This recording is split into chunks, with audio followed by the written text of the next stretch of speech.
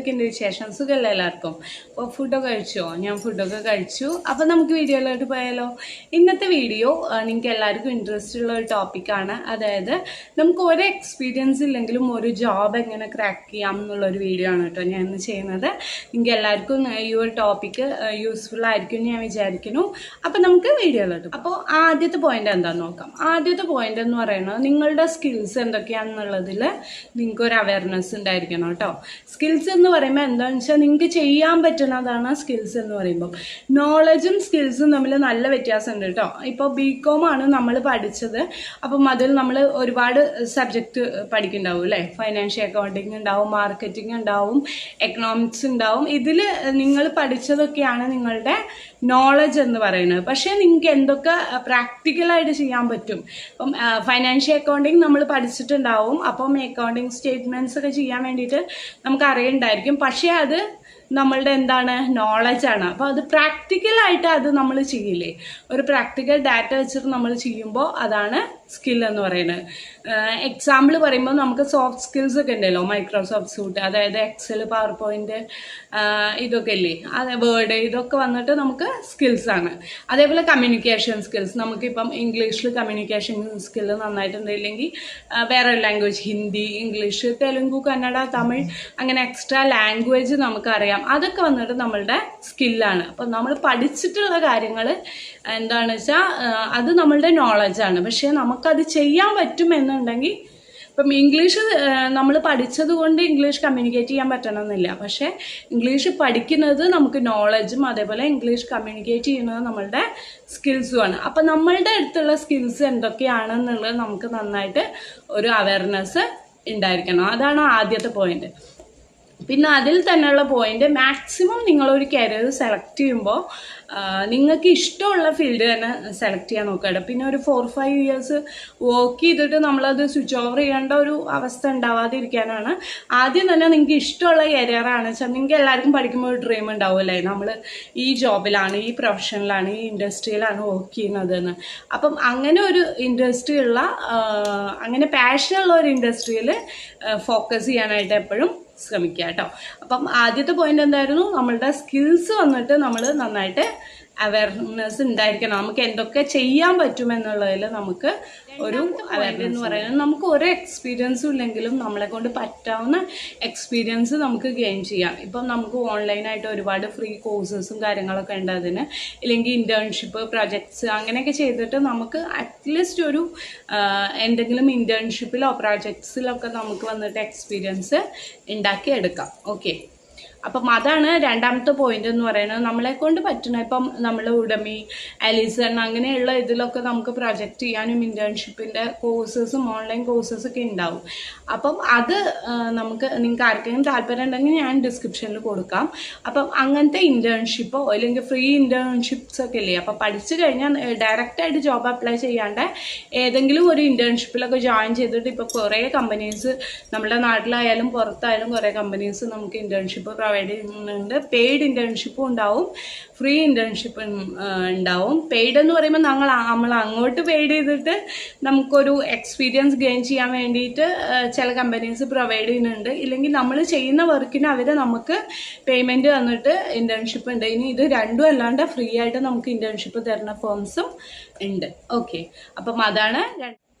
അപ്പോൾ അടുത്ത പോയിന്റ് എന്ന് പറയുന്നത് നെറ്റ്വർക്കിംഗ് ആണ്. നെറ്റ്വർക്കിംഗ് എന്ന് പറഞ്ഞാൽ എല്ലാവർക്കും അറിയാലോ, നമ്മളുടെ ഫീൽഡിലുള്ള ആൾക്കാരെ നമ്മൾ കോണ്ടാക്ട് ചെയ്യുക. അപ്പം ഈ ഫീൽഡ്, ഇപ്പം ഗ്രാഫിക് ഡിസൈനർ ആണെന്ന് വെച്ചാൽ ഓൾറെഡി ഗ്രാഫിക് ഡിസൈനറായിട്ട് വർക്ക് ചെയ്യുന്ന പ്രൊഫഷണൽസിനായിട്ടുള്ള കോണ്ടാക്ട്, അതേപോലെ ഗ്രാഫിക് ഡിസൈനിങ് കമ്പനീസിൻ്റെ HR കോണ്ടാക്ട്.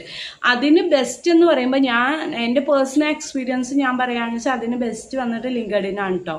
ആർക്കെങ്കിലും ലിങ്ക്ഡിൻ അക്കൗണ്ട് സ്റ്റാർട്ട് ചെയ്യാൻ അറിയില്ല, ഇല്ലെങ്കിൽ ലിങ്ക്ഡിൻ ഒപ്റ്റിമൈസേഷൻ അറിയില്ല, ലിങ്ക്ഡിനിൽ എനിക്ക് കണക്ഷൻസ് വരുന്നില്ല, അങ്ങനെ വല്ലതും ഉണ്ടെങ്കിൽ എനിക്ക് ഒന്ന് കമൻറ്റ് ചെയ്യൂ കേട്ടോ. അങ്ങനെയാണെന്ന് വെച്ചാൽ ഞാൻ നിങ്ങളെ ഹെൽപ്പ് ചെയ്യാം. അപ്പം ലിങ്ക്ഡിൻ അക്കൗണ്ട് സ്റ്റാർട്ട് ചെയ്യാനൊക്കെ അറിയില്ല എന്നുള്ളവരും പറയൂ കേട്ടോ, ഞാൻ പറഞ്ഞുതരാം. അപ്പം ലിങ്ക്ഡിൻ ആണ് എപ്പോഴും നെറ്റ്വർക്കിങ്ങിന് കുറച്ചുകൂടെ ഈസി കേട്ടോ. എന്താണെന്ന് വെച്ചാൽ നമ്മളുടെ സെയിം പ്രൊഫഷനിലുള്ളവരെ കിട്ടും, നമ്മളുടെ സ്റ്റേജിൽ നമ്മൾ നിൽക്കുന്ന സ്റ്റേജിൽ നിൽക്കുന്ന കാൻഡിഡേറ്റ്സ് ഉണ്ടാവും, അതേപോലെ സീനിയേഴ്സ് ഉണ്ടാവും. എന്താണെന്ന് വെച്ചാൽ ഏറ്റവും നല്ലൊരു കാര്യം എന്ന് പറയുന്നത് ലിങ്ക്ഡിനിൽ എക്സ്പീരിയൻസ്ഡ് ആയിട്ടുള്ള ആൾക്കാരുണ്ടാവില്ലേ. ഇപ്പോൾ ഗ്രാഫിക് ഡിസൈനർ ആണെന്ന്, ഇപ്പോൾ സീനിയർ ഗ്രാഫിക് ഡിസൈനർ ആണെന്ന്, അവർ അവരുടെ പ്രൊജക്റ്റിൽ വന്ന എക്സ്പീരിയൻസ്, അവർക്ക് പറ്റിയ മിസ്റ്റേക്ക്, അവരുടെ അച്ചീവ്മെൻറ്റ്സ്, അവരുടെ എക്സ്പീരിയൻസ്, ഇതൊക്കെ അവരുടെ ലിങ്ക്ഡിൻ പ്രൊഫൈലിൽ കൂടെ ഷെയർ ചെയ്യും. അപ്പം നമുക്ക് ഇപ്പോൾ ഇനീഷ്യലായിട്ട് പോകുന്ന ഒരാൾക്കാണെന്ന് വെച്ചാൽ, ആ ഫീൽഡിലുള്ള ആൾക്കാർക്കാണെന്ന് വെച്ചാൽ അതൊരു വല്ലാത്തൊരു എക്സ്പീരിയൻസ് ആയിരിക്കും. കാര്യം ഞാനിപ്പം HR ആയിട്ട് ആദ്യമായിട്ട് കയറുകയാണെന്ന് വെച്ചാൽ സീനിയർ HRസിനെയൊക്കെ ഞാൻ കണക്ട് ചെയ്ത് വെച്ചിട്ടുണ്ടെങ്കിൽ നമ്മൾ ഫീൽഡിലോട്ട് ഇപ്പോൾ കയറിയിട്ടുള്ളൂ. അപ്പോൾ അവർ ഒരു 10, 15, 20 ഇയേഴ്സൊക്കെ ഈ ഫീൽഡിൽ വർക്ക് ചെയ്യുന്നവരാണ്. അപ്പോൾ അവരുടെ പ്രാക്ടിക്കൽ എക്സ്പീരിയൻസ് അവർ ഷെയർ ചെയ്യുമ്പോൾ, അവരുടെ പ്രൊജക്റ്റൊക്കെ നമുക്ക് ഷെയർ ചെയ്യുമ്പോൾ നമുക്ക് തീർച്ചയായിട്ടും അതൊരു നോളജ് ഗെയിൻ ആണ്. അപ്പം ലിങ്ക്ഡിൻ വന്നിട്ട് ഞാൻ സജസ്റ്റ് ചെയ്യുമ്പോൾ ഒരു പ്രൊഫഷണലാണ്, നിങ്ങളൊരു പ്രൊഫഷണൽ കരിയർ ബിൽഡ് ചെയ്യാൻ ആഗ്രഹിക്കുന്ന ഒരാളെന്ന് വെച്ചാൽ നിങ്ങൾക്ക് എന്തായാലും ഒരു ലിങ്ക്ഡിൻ അക്കൗണ്ട് ഉണ്ടായിരിക്കണം. നെറ്റ്വർക്കിങ്ങിന് ഈസി ആയിട്ടുള്ള. അപ്പോൾ അടുത്ത പോയിന്റ് എന്ന് പറയുന്നത് നല്ല അത്യാവശ്യം ഇമ്പോർട്ടൻ്റ് ആയിട്ടുള്ള പോയിന്റ് ആണ്. അതായത് ടൈലറിങ് യുവർ CV ആണ്. അതായത് നിങ്ങളുടെ റെസ്യൂം വന്നിട്ട് നിങ്ങൾ അപ്ലൈ ചെയ്യുന്ന ജോബിന് ആപ്ഡ് ആയിട്ടുള്ള റെസ്യൂം ആയിരിക്കണം. ഓക്കെ, ഇപ്പം 2025 ഏറ്റവും ട്രെൻഡിങ് ആയിട്ടുള്ളതും ഇപ്പം നടന്നുകൊണ്ടിരിക്കുന്ന കാര്യം എന്താണെന്ന് വെച്ചാൽ ATS ഫ്രണ്ട്ലി ആയിട്ടുള്ള CVs ആണ് നമ്മൾ ക്രിയേറ്റ് ചെയ്യേണ്ടത്. ATS എന്ന് പറയുമ്പോൾ ഓട്ടോമാറ്റിക് ട്രാക്കിംഗ് സിസ്റ്റം.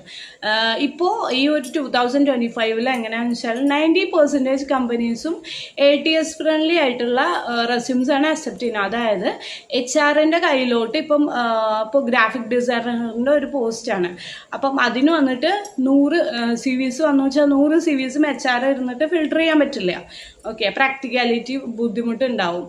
അപ്പം എന്താ ചെയ്യാന്ന് വെച്ചാൽ ATS വഴിയാണ് കിട്ടുന്നത്. ATS വഴി ഫിൽട്ടർ ആയിട്ടുള്ള റെസ്യൂം മാത്രമാണ് HRൻ്റെ കയ്യിലോട്ട് പോണത്. അപ്പം ഈ ATS ഫ്രണ്ട്ലി ആയിട്ടുള്ള റെസ്യൂം ക്രിയേറ്റ് ചെയ്യണമെന്ന് വെച്ചാൽ ATS എന്ന് പറയുന്ന ഒരു സിസ്റ്റമാണ്, അതൊരു ഹ്യൂമൻ ബീയിങ് അല്ല. അപ്പോൾ ഒരു മെഷീൻ വഴി നമ്മളുടെ റെസ്യൂം ഫിൽട്ടർ ചെയ്തിട്ടാണ് പോണത്. അപ്പം ഒരു ATS ഫ്രണ്ട്ലി ആയിട്ടുള്ള റെസ്യൂം എങ്ങനെ ക്രിയേറ്റ് ചെയ്യണമെന്ന് അറിയില്ലാത്ത ആൾക്കാരെ എനിക്ക് കമൻറ്റ് ചെയ്യാം. ഞാൻ വന്നിട്ട് അതിൻ്റെ ടിപ്സും ട്രിക്സൊക്കെ ഞാൻ ചെയ്തുതരാം. ആർക്കും ഞാൻ റെസ്യൂം ക്രിയേറ്റ് ചെയ്ത് കൊടുക്കില്ല, പക്ഷെ എങ്ങനെ ക്രിയേറ്റ് ചെയ്യണം എന്നുള്ളത് ഞാൻ നിങ്ങൾക്ക് 1 by 1 ആയിട്ട് ഗൈഡ് ലൈൻസ് ആയിട്ട് പറഞ്ഞു തരാം.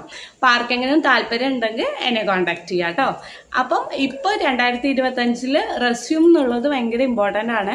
ATS ഫ്രണ്ട്ലി എങ്ങനെയാണ് ക്രിയേറ്റ് ചെയ്യുക, അല്ലെങ്കിൽ അതെങ്ങനെയാണ് ബിൽഡ് ചെയ്യുക എന്നുള്ളത് ഒരു വീഡിയോ മതിയാവില്ല, ഈ വീഡിയോയിൽ ഉൾപ്പെടുത്താൻ പറ്റില്ല. അപ്പം ഞാനത് സെപ്പറേറ്റ് ആയിട്ട് ഒരു വീഡിയോ വേണമെങ്കിൽ ചെയ്യാം. അപ്പം ATS ഫ്രണ്ട്ലി ആയിട്ടുള്ള റെസ്യൂം, അതായത് മാച്ചിങ് ഞാൻ പറയുകയാണെന്ന് വെച്ചാൽ നമ്മൾ ഏത് ജോബാണ് അപ്ലൈ ചെയ്യുന്നത് അതിന് മാച്ചിങ് ആയിട്ടുള്ള, അതിന് സ്യൂട്ടബിൾ ആയിട്ടുള്ള റെസ്യൂം ആയിരിക്കണം നമ്മളുടെ അടുത്ത് ഉണ്ടാവേണ്ടത്. ഓക്കെ, അപ്പം അതാണ് അടുത്ത പോയിന്റ് എന്ന് പറയുന്നത്. നമ്മൾ ഇൻ്റർവ്യൂവിന് റെഡി ആവുക എന്നുള്ളതാണ്. അതായത് നമ്മളൊരു സെൽഫ് ഇൻട്രൊഡക്ഷൻ, മെയിൻലി ഞാൻ പറയണ സെൽഫ് ഇൻട്രൊഡക്ഷൻ വന്നിട്ട് പ്രോപ്പറായിട്ട് നമ്മൾ ബൈ ഹാർട്ട് പഠിച്ചു വെക്കണം എന്നുള്ളതല്ല. എന്നാലും നമ്മൾ ഇപ്പം ഒരുവിധം ഒരു 75% ഓഫ് ദ ഇൻ്റർവ്യൂ ചിലവർ ചോദിക്കില്ല കേട്ടോ. അതിനിപ്പോൾ കുറച്ച് ഈ ഇടയായിട്ട് കുറച്ച് മാറ്റങ്ങൾ വന്നിട്ടുണ്ട് ഇൻ്റർവ്യൂസിൽ. ഡയറക്റ്റായിട്ട് tell me about yourself, അല്ലെങ്കിൽ can you introduce yourself, ആ ക്വസ്റ്റ്യൻസ്, സെൽഫ് ഇൻട്രൊഡക്ഷൻ പറയാനുള്ള ക്വസ്റ്റ്യൻസ് ചില HRs ചോദിക്കുന്നില്ല. പക്ഷെ ഒരു 75% ഇൻ്റർവ്യൂവിലും ആദ്യത്തെ ക്വസ്റ്റ്യൻ എന്ന് പറയുന്നത് സെൽഫ് ഇൻട്രൊഡക്ഷൻ തന്നെ ആയിരിക്കും. പ്രോപ്പറായിട്ട് ഒരു സെൽഫ് ഇൻട്രൊഡക്ഷൻ നമ്മൾ പറയാനായിട്ട് റെഡി ആവുക എന്നുള്ളത് ഇമ്പോർട്ടൻ്റ് ആയിട്ടുള്ള കാര്യം തന്നെ. റെസ്യൂമെ പോലെ തന്നെ സെൽഫ് ഇൻട്രൊഡക്ഷൻ ഒരു ഇൻ്റർവ്യൂവിൽ നല്ല പ്രിപ്പറേഷൻ വേണം കേട്ടോ. നന്നായിട്ട് ഒരു സെൽഫ് ഇൻട്രൊഡക്ഷൻ പഠിച്ചു വെക്കണം. അവിടെ പോയിട്ട് ബബബ അടിക്കുന്നതിന് നമ്മൾ പോകുമ്പോൾ തന്നെ നമ്മൾ റെസ്യൂം എത്ര പ്രോപ്പറായിട്ട് നമ്മൾ റെഡി ആക്കുന്നു അതേപോലെ തന്നെ ഇമ്പോർട്ടൻ്റ് ആണ് ഒരു സെൽഫ് ഇൻട്രൊഡക്ഷൻ പറയാനായിട്ട് പഠിച്ചു വയ്ക്കുക. ബൈ ഹാർട്ട് വേണമെന്നുള്ളതല്ല, നമ്മളെക്കുറിച്ച് ഒരു ആദ്യത്തെ ഇംപ്രഷൻ എന്ന് പറയുന്നത് വളരെ ഇമ്പോർട്ടൻ്റ് ആണ്. കാര്യം എന്താണെന്ന് വെച്ചാൽ നമ്മളെക്കുറിച്ച് നമ്മൾ അറിയാത്ത ഒരാളാണ് HR അല്ലേ. എല്ലാവരും നമുക്ക് റെഫറൽ ഇൻ്റർവ്യൂവിന് പോകുന്ന പോകുന്നവരാവില്ല. അപ്പം നമ്മളെക്കുറിച്ച് അറിയാത്ത ഒരു HR-ന് നമ്മളെക്കുറിച്ച് പറയാൻ നമുക്കൊരു 5 മിനിറ്റ്സ് ഒരു പോസിറ്റീവായിട്ടുള്ള കാര്യങ്ങൾ, നമ്മുടെ സ്കിൽസ് എന്തൊക്കെയാണ്, ഇതൊക്കെ നമുക്ക് എക്സ്പ്ലെയിൻ ചെയ്യാൻ കിട്ടുന്ന ഒരു ചാൻസ് ആയിട്ട് എല്ലാവരും സെൽഫ് ഇൻട്രൊഡക്ഷനെ കാണുക. അത് നമ്മൾ വരച്ച് പറയാൻ, നമ്മളെക്കുറിച്ച് പറയാവുന്ന, നമ്മളെ ഏറ്റവും കൂടുതൽ അറിയാവുന്നത് ഞാൻ ട്രെയിൻ ചെയ്യുമ്പോൾ എൻ്റെ കുട്ടികളോടൊക്കെ പറയാറുള്ളതാണ്. നമ്മളെക്കുറിച്ച് ഏറ്റവും നന്നായിട്ട് അറിയാവുന്നത് നമുക്ക് തന്നെയാണ്. നമ്മളിൽ നിന്നുള്ള ബെസ്റ്റ്, നമ്മളുടെ സ്കിൽസ്, നമുക്ക് എന്തൊക്കെ ചെയ്യാൻ പറ്റും, നമ്മൾ ഹാർഡ് വർക്കിംഗ്, ഇതൊക്കെ ഏറ്റവും കൂടുതൽ അറിയാവുന്നത് നമുക്കാണ് അല്ലേ.